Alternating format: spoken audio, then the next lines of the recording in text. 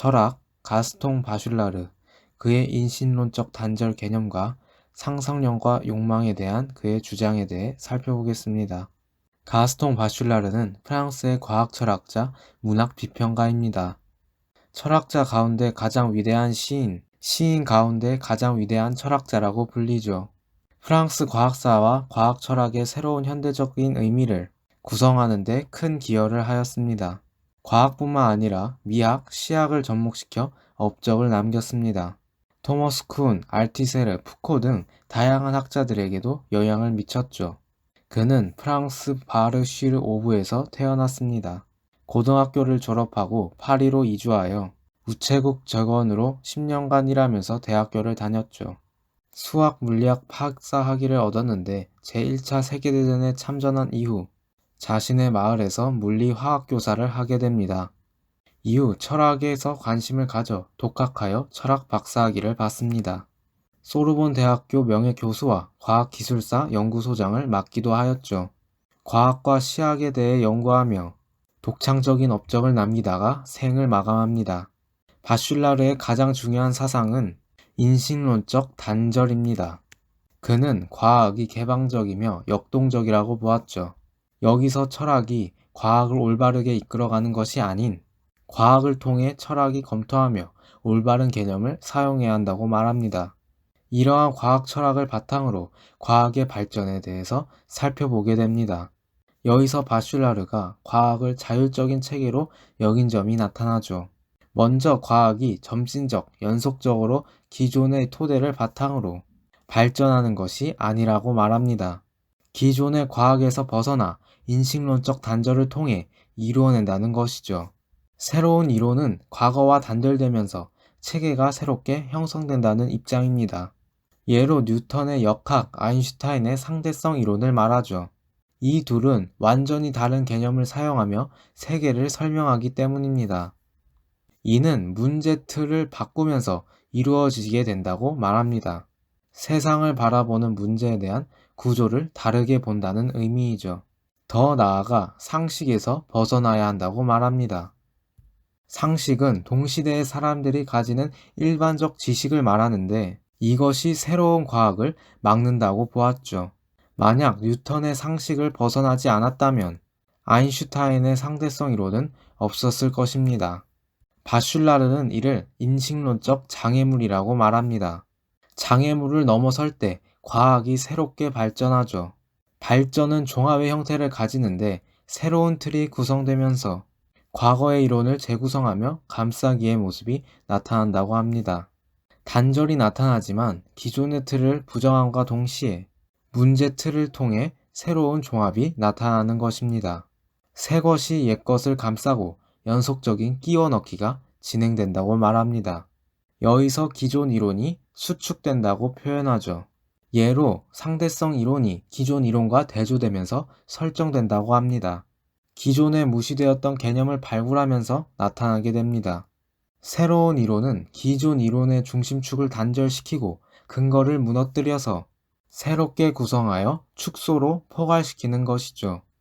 이를 통합적 합리주의라고 부릅니다. 새로운 이론이 기준이 되어 새로운 체계를, 과거를 통합하여 다양화시키는 것을 의미하죠. 과거와 현재가 이어지는 것이 아니라 불연속적으로 현재가 새롭게 과거를 자신의 틀로 구성시킬 뿐입니다. 고정된 체계가 아니라 다시 새롭게 나타납니다. 그래서 철학 또한 부정의 철학으로 부르며 완성되지 않았다고 하죠. 과학이 지속적으로 발전하려면 객관적 인식을 가져야 합니다. 그렇기에 바슐라르는 정신분석을 통해 인식론적 장애물을 없애려고 하죠.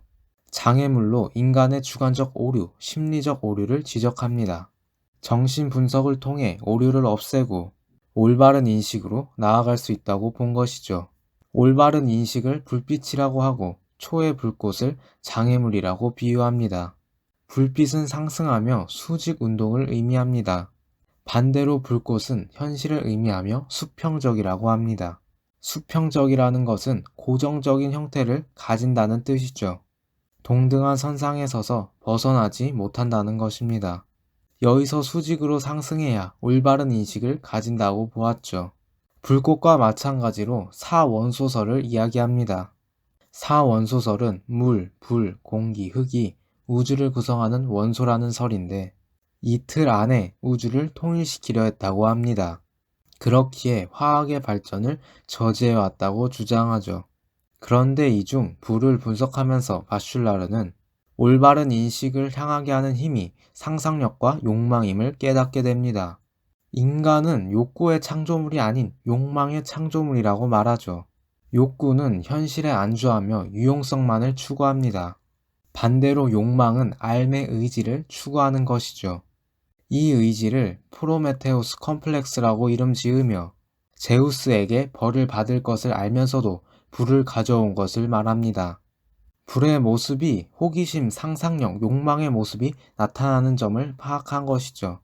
만약에 우리가 불을 두려워했다면 요리를 하거나 장비를 만들지 못할 것입니다. 뜨거움을 마주하는 호기심이 인류의 문명을 발전시켰습니다. 바슐라르는 객관적 인식의 측면에서 진실한 것이 아니지만 무의식적 몽상에서 매우 실제적이고 활발한 어떤 것이 존재한다고 하며 꿈은 경험보다 더욱 강력하다고 말합니다. 이처럼 상상력은 정신의 생산력 그 자체이며 창조성도 나타낸다고 보았죠. 실제의 이미지를 형성하는 능력이 아니라 오히려 실제를 넘는다고 합니다. 상상력은 이미지를 변형시키는 능력으로 최초의 이미지들로부터 해방시키고 이미지들을 변화시키는 능력이라고 말합니다. 이러한 특성이 가장 잘 나타나는 것 중 하나가 바로 시입니다. 시적 이미지들은 우리의 상상력을 자극하며 시로 자유롭고 창조적으로 표현할 수 있죠. 주어진 물질들을 새롭게 표현하고 나타내는 것입니다. 그러한 상상력은 물, 불, 흙, 공기 4가지 원소 물질을 바탕으로 이루어진다고 합니다. 이어서 욕망은 열린 합리성의 모습을 가집니다. 추론하지 않고 몇 개의 개념으로 모든 것을 설명하는 합리화와 다릅니다. 열린 합리성은 끊임없이 교정받고 논증에 의해 명확히 밝히는 작업을 의미합니다. 이는 상상력과 욕망을 바탕으로 이루어져 있죠. 바슐라르는 상상력과 객관적 인식을 모두 중요시합니다. 이분법적으로 바라보지 않고 객관적인 과학을 갖추려고 하였죠. 이를 새로운 과학정신이라고 합니다.